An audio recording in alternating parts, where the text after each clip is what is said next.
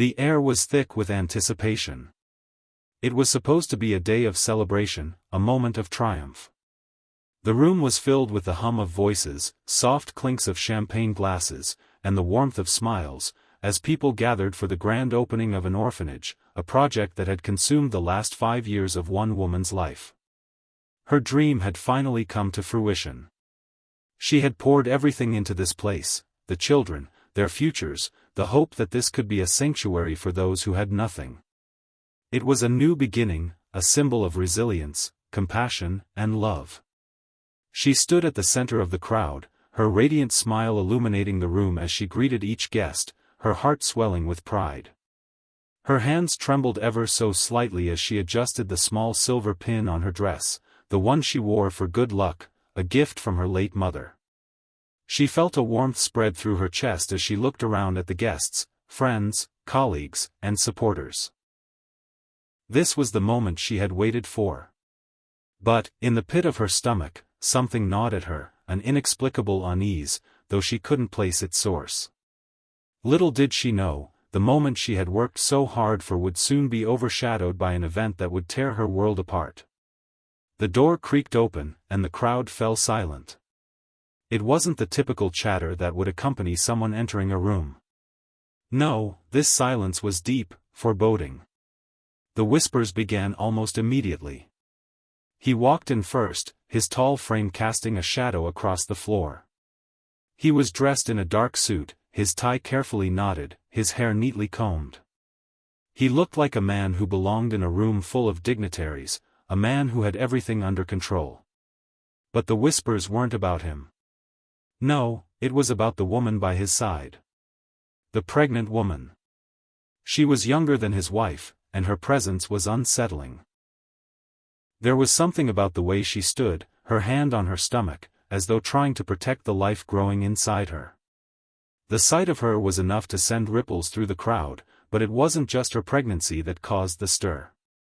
It was the way he held her hand, possessively, almost as though she were an object he owned. A quiet gasp rippled through the crowd.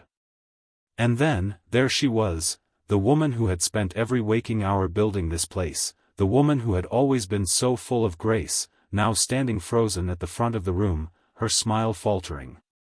She saw him, and for a moment, she thought she might faint. Her heart pounded in her chest as she watched him approach, his arm draped around the pregnant woman's shoulders. For a second, she couldn't breathe. She had known something was off for months, but seeing it with her own eyes, hearing the soft whispers from the guests, made it unbearable. She forced a smile and stepped forward, but her mind was spinning. How could he do this to her? And in front of all these people? The moment that was supposed to be hers was being stolen, right here, right now.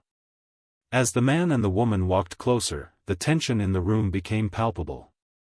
The judge entered shortly afterward, his presence drawing a quiet murmur of recognition.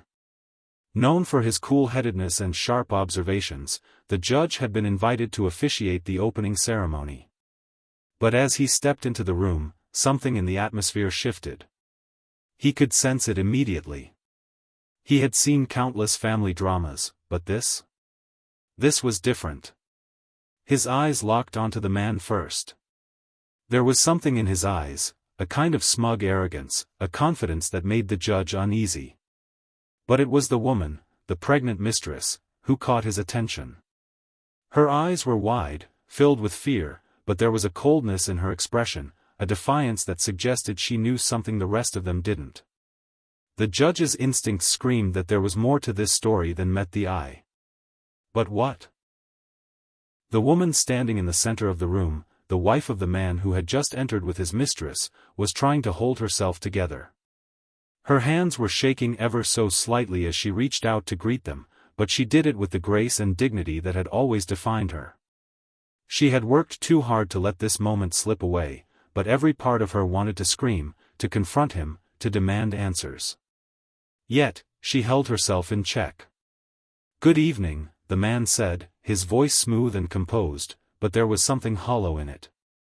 "This is my companion," he added, his eyes flicking briefly to the pregnant woman beside him. There it was, he had just called her his companion. His voice was casual, as if nothing was wrong. But to the wife, to the judge, to everyone who was paying attention, those words hit like a slap across the face. The judge observed silently from the back of the room. He knew this man. He had dealt with him in the past. High-profile lawyer, powerful connections, a man who always got what he wanted. But even the judge, with all his years of experience, was struggling to make sense of this situation. He walked over to the side, pretending to admire the decorations, but his eyes never strayed far from the group in the center. The wife was doing her best to remain composed, but the pain in her eyes was unmistakable. The moment the two of them entered, everything changed. And then, as if on cue, the judge noticed something. A small detail that seemed insignificant at first, but the more he thought about it, the more it gnawed at him. The wife had paused for a split second when the pregnant mistress had stepped forward. Her eyes flicked toward her, almost in recognition, but then quickly moved away, as though she didn't want to acknowledge it. But why? Was she in denial? Or was there something more here that no one had yet uncovered? The judge's instincts told him to dig deeper. This wasn't just about infidelity or betrayal. This was something darker. Something was being hidden, something that no one in the room was aware of yet. He waited, keeping his distance. He didn't want to draw attention to himself, but the more he watched, the more his suspicions grew. There were too many unanswered questions. Then it happened. The wife, still maintaining her composure, turned her back to them for a brief moment to speak with a colleague. It was in that fleeting second that the judge saw it, the flash of a document tucked into the man's jacket pocket. It was a file, thick with papers, and the way it was positioned made it clear that it was something important. The judge's mind raced. What could that file be? And why was it hidden so carefully? Just as quickly as it had appeared, the man turned and moved towards the exit, leaving his mistress standing there alone. But the judge knew, this wasn't over. He was only just beginning to uncover the secrets that lay buried beneath the surface. The evening wore on with an air of forced civility, but beneath the surface, everything had changed. The whispers that had begun when he and the pregnant woman entered had not stopped. Instead, they grew louder, more pointed. The wife, who had been the picture of grace and dignity just moments before, now felt as though she were trapped in a nightmare of her own making. Every time she glanced at him, her stomach turned, and her hands clenched involuntarily. She couldn't get rid of the feeling that everyone knew, even if they didn't speak of it. She forced herself to continue greeting guests, accepting congratulations, and responding to questions about the orphanage. But her mind was elsewhere, following the sequence of events that had led her here. The years of sacrifice, the endless hours of hard work, the moments she'd spent wondering if she was even capable of creating something as important as this orphanage, all of it seemed so insignificant now. In the face of what was happening, none of it mattered anymore. She hadn't seen her husband all night. He had slipped away after their brief exchange, disappearing into the crowd with his mistress. Her heart sank as she recalled the look on his face when he introduced her, a cold indifference, as if she was just another accessory on his arm. No, it wasn't just indifference. There was something else, something far darker in his eyes. The pregnant woman by his side was more than just a mistress. She was a signal, a declaration that he had moved on, leaving his wife and everything they had built behind. But why now? Why at the opening of the orphanage, of all places? The questions raced through her mind, each one more insistent than the last. She could feel the weight of the moment pressing down on her, threatening to crush her. How could she confront him? How could she deal with this betrayal in front of everyone? And most importantly, what had the judge seen? Why had he been watching them so closely? The judge had never been one to miss details. She knew that. In his line of work, attention to detail was everything. But he hadn't said a word to her since they had exchanged pleasantries at the beginning of the evening. He had kept to himself, observing, but not offering any comfort. Was he as troubled by the situation as she was? Or did he know something more? The evening passed in a blur. She forced herself to smile, to nod, to thank people for their support. But in her heart, she knew that the moment she had worked so hard to create, the moment that was supposed to mark the culmination of her efforts, was slipping away. Everything had been tainted.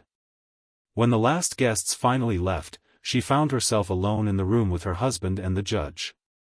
The pregnant woman had disappeared somewhere into the night, no doubt to continue her life with the man who had so carelessly dismissed his wife in front of an entire room of people. Her husband was standing near the large glass window, looking out at the stars, his hands resting on the edge of the sill. He looked distant. Almost lost in thought. She couldn't bear it anymore. The silence was unbearable. She had to know what was happening, even if it meant confronting him. She walked toward him slowly, her steps echoing in the emptiness of the room. Her heart was pounding, her breath shallow, but she had to face him. There was no running from this. Not anymore. Who is she? The words came out sharper than she intended, but she couldn't hold them back. He turned toward her, his eyes flicking up to meet hers. There was a flicker of something, guilt, perhaps? Or maybe it was just the weight of his own lies catching up with him. But whatever it was gone in an instant, replaced with that same cold, distant mask. "You know who she is," he said, his voice devoid of emotion. "I mean, why now? Why bring her here, to my opening?" Her voice cracked, betraying her struggle to maintain control. He sighed, running a hand through his hair as he stepped away from the window. "It wasn't supposed to be like this, okay? I thought I could keep it separate, keep you from finding out. But I can't keep lying to you anymore." The words didn't make sense. Lying? What are you talking about? You've been lying to me this whole time? He nodded slowly, looking away, unable to meet her gaze. "It's not just her, there's more. You won't understand." Her heart thudded painfully in her chest. "What do you mean, there's more?" Before he could respond, the judge spoke up, his voice low but commanding. "Perhaps it's time you both sat down. We need to discuss this properly." The wife turned sharply toward the judge. He had been watching them intently, his piercing gaze taking in every detail. She hadn't even realized he had been standing there, so quiet, so still. But now, he seemed like a man who had been waiting for this moment. Waiting to say something, perhaps something that would change everything. She took a deep breath and nodded. "Yes, let's talk." They sat together at one of the long tables, the three of them, husband, wife, and judge, each lost in their own thoughts. The tension in the air was thick enough to cut through. The wife's mind raced with questions. What was the judge involved in? Why was he even here, and why did he seem to know so much? The judge cleared his throat, then leaned forward slightly. "I've been observing the situation for some time," he began, his tone measured and steady. "There's something you need to know about your husband, something you don't know." The wife froze. "What do you mean? What's going on?" The husband shifted uncomfortably in his seat, glancing nervously at the judge, then back at his wife. "This is not what you think it is." But the judge ignored him and continued. "I've seen signs of something much larger than just a simple affair. You've been betrayed, yes, but there's more. Much more." The wife's pulse quickened. "What are you saying?" The judge paused, his eyes narrowing slightly as if weighing his words. "I believe your husband is involved in something far darker than anyone here realizes. This isn't just about infidelity. It's about money. Power. Influence." The wife stared at him in disbelief. "What are you talking about? What could be more important than the lie he's been living?" The judge looked at her gravely. Your husband is involved in a series of illegal activities, activities that have been hidden behind his professional reputation and the people he associates with. His affair? It's just the surface of a much bigger web of deception. Her mind reeled. She had suspected something was off, but this? This was beyond anything she could have imagined. The husband's face flushed with anger. You have no idea what you're talking about. The judge didn't flinch. I know exactly what I'm talking about. And I can prove it. But first, you need to understand just how deep this goes. You're both in danger. And the sooner you realize that, the better. The air in the room had thickened, each breath more suffocating than the last. The words the judge had spoken reverberated in the wife's mind, over and over again. Her husband was involved in something far darker than an affair. Money. Power. Influence. And the worst part? She hadn't seen it coming. For years, she had been blinded by the facade of a life that she thought was real. Now, the very foundation of everything she had believed was crumbling before her eyes. Her heart was pounding in her chest as she tried to process what the judge had just said. He wasn't someone who spoke lightly, and she knew that. His demeanor was always calm, calculated, but this time, there was an edge to his voice, an urgency that made her blood run cold. The husband, on the other hand, was growing increasingly defensive. His face had turned a deep shade of red, his hands trembling slightly as they rested on the table. He wasn't used to being challenged like this, especially not by someone like the judge. He had always been the one in control, the one with the power to manipulate the narrative. But now, with the walls closing in around him, he was losing his composure. You don't know what you're talking about, he repeated, his voice tight. You think you can just waltz in here and accuse me of what? Running some criminal empire? You have no proof. No evidence. The judge's eyes never left him. The evidence is right in front of you. You've been hiding behind your wealth, your connections, your lies. But eventually, everything comes to the surface. And when it does, you won't be able to hide anymore. The wife's head was spinning. She felt like the world around her was collapsing, and she was powerless to stop it. For a moment, all she could do was stare at her husband. The man she had loved, the man she had trusted with her life. The man who had shattered everything with one careless act. The mistress, the lies, the secrecy, it was all too much. But now, it wasn't just about the affair. It was about something much more dangerous. Something far worse. She turned to the judge, her voice barely above a whisper. What exactly are you saying? What do you mean by money and power? What is he involved in? The judge took a slow breath, as though preparing himself for the gravity of what he was about to reveal. He glanced at the husband, then back at her. I've been investigating your husband for some time now. His business dealings aren't just shady, they're illegal. He's been laundering money for a network of powerful figures, using his connections to shield them from the law. His law firm is just a front. And the real operation is much more dangerous than you realize. Her mouth went dry. Money laundering? Criminal operations? But why would he? Why would he do this? The judge met her eyes, his expression grim. It's not about why he did it. It's about how deep it goes. Your husband has been living a double life, and this affair is just the tip of the iceberg. The weight of the words hit her like a sledgehammer. She couldn't breathe. The life she had built with him, the love they had shared, the dreams they had pursued together, now felt like a lie. Everything she thought she knew was in question. The man she had spent so many years with, the man she had trusted above all others, was not who he seemed. You're lying, her husband spat, slamming his fist on the table. You can't prove any of this. The judge didn't flinch. You're right. I don't have the proof, yet. But I will. The network you've been involved in has left a trail, and it's only a matter of time before someone connects the dots. And when they do, everything you've built will come crashing down. The wife couldn't take it anymore. She stood up abruptly, her chair scraping against the floor. This can't be happening. It's a mistake. All of it. You must be wrong.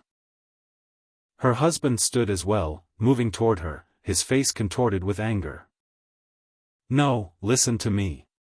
You don't know what you're saying. This has nothing to do with you. Nothing. You're better off not knowing.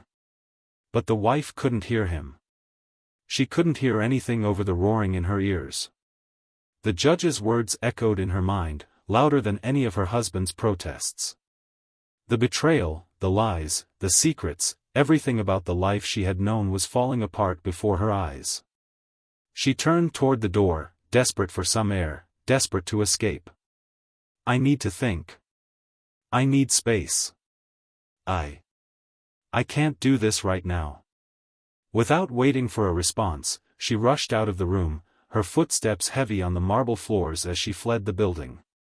She didn't know where she was going or what she was doing. All she could think about was getting away from the chaos. Away from the lies. Away from him. The night air hit her like a slap in the face. The cool breeze did little to calm her racing thoughts. She walked aimlessly, her mind spinning with everything the judge had said. Money laundering. Criminal networks. A double life. It was all too much to process. She couldn't even begin to comprehend how deep this rabbit hole went. After what felt like hours, she finally found herself standing in front of a small park, the dim light of a street lamp casting long shadows on the path before her. She sat on one of the benches, her hands trembling as she tried to steady her breathing. Her head ached. Her heart ached. It was as though everything she had known had shattered, leaving her with nothing but emptiness. And then, in the quiet stillness, she heard a voice. Low and calm, but unmistakable. You shouldn't be out here alone. She looked up to find the judge standing a few feet away, his hands tucked into his coat pockets. His presence was both reassuring and unsettling at the same time. What do you want? She asked, her voice barely audible. The judge took a step closer, his gaze softening. I know this is a lot to take in. But you need to understand the severity of what's going on. Your husband is in over his head. And the longer you stay with him, the more dangerous it becomes for both of you. The wife felt a chill run down her spine. What do you mean by dangerous? The judge's expression darkened. These people, these criminals, they don't play by the same rules. If your husband is truly involved with them, then you are both targets. They will stop at nothing to protect their interests. And they won't hesitate to eliminate anyone who gets in their way. Her breath caught in her throat. You're telling me we're in danger? The judge nodded slowly. Yes. You need to make a choice, and you need to make it soon. You can stay with him, but the longer you do, the more at risk you become. Or you can walk away. But understand, if you choose to walk away, it won't be easy. You'll have to fight for your life. And for the truth. The wife looked at the judge, her mind reeling with everything he had just told her. She felt a sense of helplessness wash over her. What was she supposed to do now? How could she even begin to process all of this? For the first time in a long time, she felt completely and utterly lost. The world felt surreal as the wife sat on the cold bench, her thoughts swirling in a vortex of disbelief and dread. The judge's words still echoed in her ears. If you choose to walk away, it won't be easy. You'll have to fight for your life, and for the truth. The magnitude of the situation had finally hit her. She couldn't hide from the reality any longer. Her husband wasn't just a man having an affair. He wasn't just a businessman with questionable ethics. He was involved in something far darker, something that reached beyond anything she had imagined.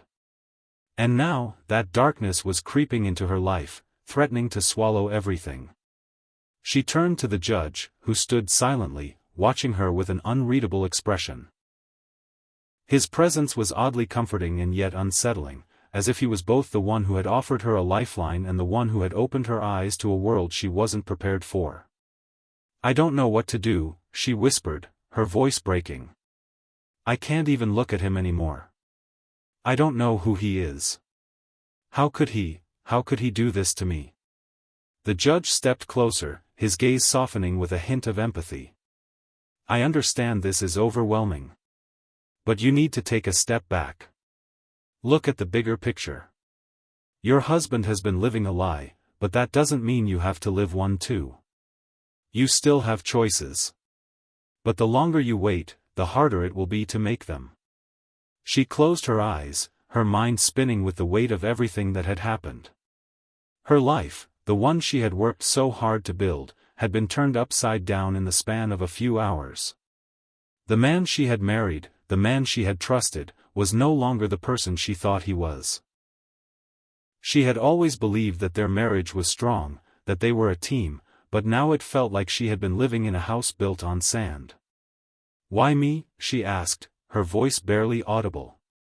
"Why did he involve me in all of this? Why not just keep me out of it?" The judge's eyes narrowed as he considered her question. "That's the thing about people like your husband. They think they can control everything, everyone around them. He believed he could keep his personal life separate from his business dealings, but now that everything is unraveling, he's losing control. And when someone like him loses control, they get dangerous." She shuddered at the thought. "You think he'll hurt me?" "I don't know," the judge replied. "But I do know that the people he's involved with won't hesitate to do whatever it takes to protect their interests. If they see you as a threat, if they think you'll expose them, there's no telling what they'll do." The fear in his words was undeniable. She had always thought of her husband as someone untouchable. Someone who was above the chaos of the world. But now, she saw him for what he truly was, a man trapped in a web of his own making, with no way out. She stood up abruptly, feeling the need to move, to escape the suffocating atmosphere that surrounded her. The cool night air hit her face as she walked down the path, her footsteps echoing in the stillness. She couldn't stay here. She couldn't stay with him. But where would she go? What would she do? The judge's voice followed her, soft but insistent. "You need to make a choice. You can't keep running from the truth." The words hit her like a punch to the stomach. He was right. She had been running from the truth about her husband, running from the reality of their situation. But she couldn't run forever. She had to face it. She had to confront him, even if it meant losing everything. The confrontation. The wife returned to the orphanage in a daze, her mind a whirlwind of conflicting thoughts. She had always believed that love could conquer all, that honesty, trust, and commitment were enough to make a marriage work. But now, as she stepped back into the building that had once represented hope and a brighter future, she felt only emptiness. The orphanage was a symbol of her dreams, of everything she had worked for. And now it was tainted. Her husband was waiting for her inside, sitting in one of the chairs in the lobby. He looked up as she entered, his expression a mixture of frustration and guilt. His usual confidence was gone, replaced by a weariness that made him look older than he was. "You're back," he said quietly, his voice devoid of its usual arrogance. "I didn't expect you to come back so soon." She didn't respond immediately.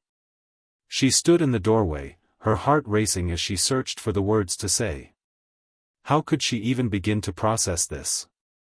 How could she even begin to understand the man she had married? Finally, she spoke. "I need to know the truth. Everything. I need to understand what's going on." He sighed, rubbing his hands over his face as if he were trying to wipe away the reality of the situation. "I don't know how to explain this to you." "Try," she said, her voice cold and firm. I'm not going anywhere until you tell me the truth. Her husband stared at her for a long moment, his eyes filled with a mixture of anger, shame, and something else, something she couldn't quite place. Finally, he spoke, his voice low and resigned. It wasn't supposed to be like this. I never meant for you to get caught up in this mess. But the truth is, I'm in too deep. I've been working with some people, powerful people. And I've made deals with them. Things that I never should have done. The wife's breath caught in her throat. What kind of deals? He hesitated, then met her gaze. Illegal ones. Money laundering, bribery, all sorts of things. They've been using my law firm as a front, and I've been helping them move money, hide assets. I thought I could control it. I thought I could keep you out of it. But now it's too late. Her world tilted on its axis. Everything she had thought she knew was a lie. The life they had built together, the future they had planned, was based on deceit and corruption. I can't believe this, she whispered, her voice shaking. You've been lying to me for years. All of this time, I thought we were building something real. I never wanted to hurt you, he said, his voice cracking. I thought I could stop before it went too far. But I couldn't. I got in too deep. And now they want more from me. They'll stop at nothing to get what they want. She took a step back, her mind reeling. What are you saying? What do they want? He stood up suddenly, moving toward her with an urgency that startled her. I don't know. But I'm telling you, they're dangerous. And if you stay with me, they'll come after you too. I can't protect you anymore. I've made too many enemies. I'm not the man you think I am. The weight of his words settled over her like a dark cloud. The man she had married, this man standing before her, was a stranger. She didn't know him anymore. And yet, as much as she hated to admit it, she still cared for him. She still wanted to believe that there was some part of the man she had fallen in love with left inside. But there was no time for that. There was no time for second chances or forgiveness. The danger was real, and it was coming for them. A decision. Her heart pounded in her chest as she turned away from him. I can't stay with you. Not anymore. I don't know you anymore. The words felt like a knife in her own heart, but they were the truth. She had to face it, as painful as it was. She couldn't stay in this toxic world any longer. She walked toward the door, her steps unsteady but determined. I'm leaving. I don't know what you're going to do, but I can't be a part of this anymore. Her husband didn't try to stop her. He just stood there, watching her leave, his face unreadable. She didn't know if he was relieved or regretful. All she knew was that she couldn't stay. She had to get out. Get away from him. From everything. The night air was colder than before, but it didn't matter. She felt like she was walking away from a life that had never been hers, toward an uncertain future. But one thing was certain, she couldn't go back. There was no turning around now. The cab ride was silent except for the low hum of tires against the wet road. She stared blankly out the window, her reflection ghostly in the glass, the city lights painting fleeting streaks across her pale face. Each turn of the wheel took her farther from the man she once thought she knew, and deeper into a world she didn't yet understand. As the driver turned down a quiet, narrow lane and stopped in front of a modest apartment building, she paid him without a word. She didn't even register the chill in the air as she walked up the steps. Her hands trembled as she unlocked the door to a unit she hadn't used in years, a backup apartment she had rented in secret long ago for work meetings, quiet time, thinking space. Now it would become her refuge. The place smelled faintly of dust and lavender, untouched and undisturbed. She flicked on the lights and walked inside, locking the door behind her. For the first time in what felt like forever, she was alone. Alone, but not safe. She sank onto the couch and buried her face in her hands. The truth had finally surfaced, but it brought with it more questions than answers. Her husband's confession echoed in her mind. They want more from me. I can't protect you anymore. What exactly had he done? Who were they? And why had the judge involved himself so directly in this mess? Her phone buzzed. One new message. Unknown number. You shouldn't have left. He was your protection. Now you're exposed. She dropped the phone. Her throat went dry. Every part of her screamed "Don't panic," but her body betrayed her. Her hands trembled uncontrollably. Someone knew where she was. She hadn't told a soul. She picked the phone back up and texted one word back, "Who are you?" No reply. She locked all the windows, closed every curtain, and paced. She could no longer afford to assume this was just about her husband's crimes. She was now a variable in someone's equation. And dangerous people didn't like variables. The judge's secret. The next morning, she reached out to the only person who had told her any sort of truth, the judge. He answered her call immediately. "I'm being watched," she said without preamble. "I know," he said.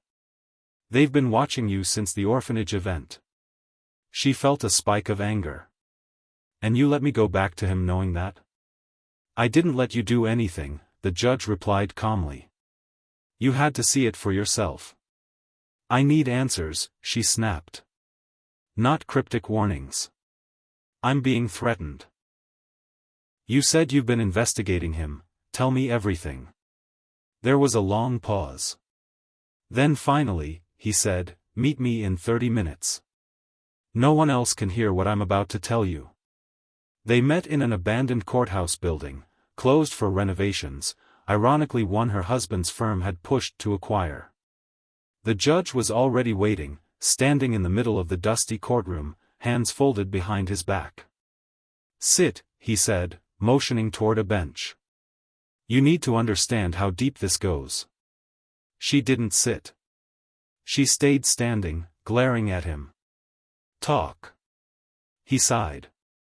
"Your husband's criminal involvement goes back further than you think. This isn't just about money laundering or fake clients. It's about blackmail, control, and silent leverage over powerful people. Politicians, business leaders, even judges." Her blood ran cold. "You were part of it?" "I was approached," he admitted. "Years ago. Before you were even married. They offered influence, career advancement. If I cooperated. I refused. Since then, I've been gathering what evidence I could. Quietly. Carefully. Because they watch everything. Every step." She processed that in silence. So this wasn't just his mistake. It was a network. A whole system. "Yes," he said. "And your husband rose fast because he was ruthless and smart. But now he's made too many enemies. He's disposable to them. And so are you." "Why are you helping me?" she asked, eyes narrowed. "Why now?" He looked at her for a long moment before answering. "Because once, a long time ago, I knew your mother." That hit her like a gut punch. "My mother? She died when I was a child." "She was a lawyer," the judge said softly. "A brilliant one. Honest to a fault. She tried to expose this same network 30 years ago. And she paid the price." Her knees nearly buckled. "You're saying, her death wasn't an accident?" The judge nodded slowly. "Car accident. Brake failure. But it wasn't random. She got too close. She didn't know how deep the rot went." The room spun. Her entire world, her childhood, her marriage, her present, was built on lies wrapped in secrets. "I'm telling you this," the judge said, "because I believe you might be the only one left who can finish what she started." The flash drive. That night, back at the apartment, she tore through the safe box her mother had left her, a tiny metal vault she had always assumed held sentimental things. Old letters. Certificates. Childhood mementos. But beneath the papers was something else, a small, silver flash drive. Her hands shook as she plugged it into her laptop. A folder popped up immediately, labeled, "For her." Inside were scanned documents, email chains, recordings, all dated over 2 decades ago. Legal memos. Contracts. Hidden payments. Proof of corruption involving the same shell companies the judge had mentioned. Her mother had been right. She had found them. She had documented everything, and someone had killed her for it. There were names she didn't recognize. But 2 that she did. Her husband's father. And the judge. Her breath caught. She picked up her phone and dialed the judge's number. "I found something," she said. There was a pause. "I thought you might. There's a name in here. Yours." "I know," he said. "I didn't lie to your mother. But I did fail her. I was too afraid to back her up when it mattered most. That guilt is why I've stayed close to your family all these years. Why I helped you. I want to make it right." "You better mean that," she said coldly, "because now I have the evidence. And they're going to come after me for it." The break-in. It happened at 3:27 a.m. The sound of glass shattering jolted her awake. Adrenaline surged as she grabbed the flash drive and tucked it into her waistband. She barely had time to move before the door burst open and 2 masked figures stormed in. She ran. Through the fire escape. Down 4 flights of stairs. Her heart thundered as she sprinted through back alleys, ducking into shadows, barely escaping. They didn't follow. Or maybe they did, but they weren't fast enough. By the time she reached the street, breathless and shaken, she was sure of one thing. This was no longer about saving her marriage or running from betrayal. This was war. The offer. The next day, an anonymous package arrived at her doorstep. No return address. Just a note. "We know what you have. We know where you are. You have one chance to hand it over. If you don't, what happens next will be on you." Inside the envelope, a photo of her sister's children walking to school. She sank to the floor. The message was clear. They weren't just coming for her. They were watching everyone she loved. Her hands clenched around the flash drive. Enough was enough. She didn't sleep that night. How could she? The walls of her world had been closing in for weeks, but now they had collapsed entirely. Her husband, the network, the judge, the truth about her mother, it was no longer just a personal tragedy. It was a legacy of silence, one that now demanded to be shattered. And now they had made it personal. Her sister's children, innocent, untouched by all of this, had been pulled into the shadows. She watched the city skyline from her window, the first gray light of dawn crawling across the buildings. In her lap sat the flash drive. She hadn't let go of it for hours. Her phone buzzed again. A second message, from another unknown number. "We'll talk. Tonight. One last time. Come alone." Attached was a location, a remote lake house about an hour outside the city, an address she recognized. It had once belonged to her husband's mentor. A retired attorney who had disappeared quietly years ago. This was it. One final meeting. One final chance to make the right move. She didn't hesitate. The lake house. The gravel crackled beneath her tires as she pulled up to the aging, wooden house. Fog clung low to the water's surface, and the air was heavy with silence. She stepped out, the flash drive zipped into the lining of her coat, a backup copy hidden in the glove compartment. As she approached the porch, the door creaked open. Inside, a familiar figure waited. Her husband. He looked different now, thinner, paler. The arrogance was gone, replaced by a weary desperation. "You came," he said, voice flat. "I came for answers," she replied. "And to end this." He stepped aside. She entered cautiously. Inside, the living room had been cleared. No personal items. Just two chairs facing each other. She sat.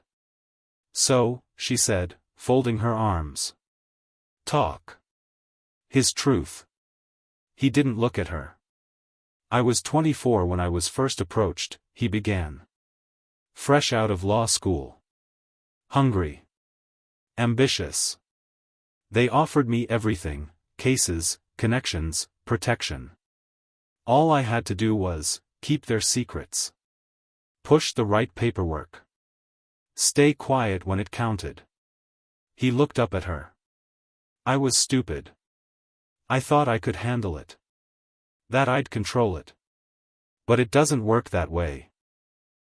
The deeper I got, the harder it was to leave." She said nothing.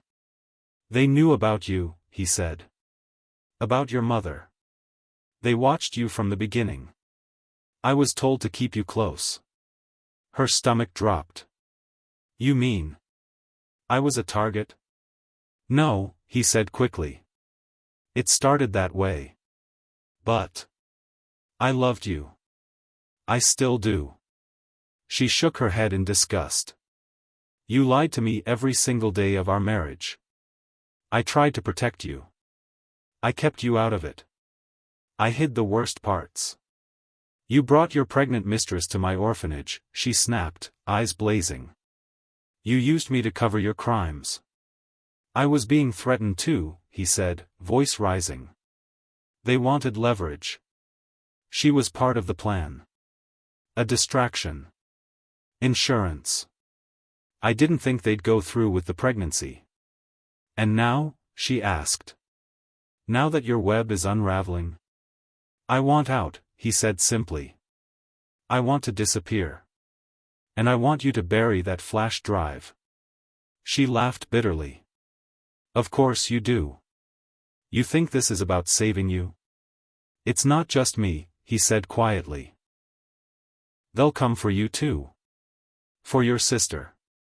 For the children. You think holding on to the truth will protect you, but it won't." He reached into his coat and placed a small burner phone on the table. "There's a number on this. If you destroy the drive, call it. You'll be safe. Your family will be safe. I give you my word." She stared at the phone. Then at him. And finally stood up. "You don't get to offer salvation," she said. "Not anymore. The judge's last play." She didn't call the number. Instead, she met the judge later that night in the city courthouse parking garage, the only place he said could be somewhat safe. He looked exhausted. "You have the drive?" he asked. She handed him a decoy. "This one's wiped. The real one is already uploaded to a secure cloud. Scheduled release." The judge looked at her with surprise and something that almost resembled respect. "You're doing what your mother never could," he said quietly. "I'm not doing this for revenge," she replied. "I'm doing it because I'm done living in fear." He nodded. "Then there's one more step." "What?" "We need a public leak. A clean source. Someone not tied to the system." He handed her a contact. An investigative journalist, someone he had quietly supported for years. "She's your way out," the judge said. "Once the story is out, they can't kill the truth." The leak. She met the journalist the next morning in a coffee shop near the university. Young, bright-eyed, and sharp, the woman listened in silence as she outlined the entire saga. When she handed over the flash drive, the journalist simply said, "We're going to publish this. Every word. Every file." It went live 2 days later. The headlines were everywhere. Deep Law, a secret legal network of corruption exposed. Wife's ordeal unmasks national conspiracy. Judge breaks silence, decades of silence ends in explosive reveal. The fallout was immediate. Arrests. Investigations. News coverage. Even high-ranking officials were dragged into the light. And as the system cracked open, she did something even more radical. She spoke. She went public. Gave interviews. Shared her story. Told the truth, about the abuse, the betrayal, the manipulation. And people listened. For once, the world listened. The aftermath. Her husband vanished. Whether he ran, was taken, or disappeared by choice, no one knew. The judge retired. Quietly. With dignity. He left her a note. Your mother would have been proud. The orphanage continued to grow, but this time, funded by transparent donors. Its mission now expanded, not just helping children, but protecting women and families from legal coercion and hidden abuse. She moved to a smaller town. Bought a house near her sister's. Adopted a rescue dog. Her nights were still restless. Trauma doesn't leave easily. But now she had peace. And power. She had chosen truth. The lesson. Sometimes, the truth destroys everything. But in its place, it can grow something stronger. Real love. Real peace. Real freedom. We spend so much of our lives building walls to keep the pain out. But sometimes, those very walls are what trap us inside. Her story reminds us. We are braver than we believe. Stronger than we seem. And when we finally choose truth over comfort, we don't just survive. We rise.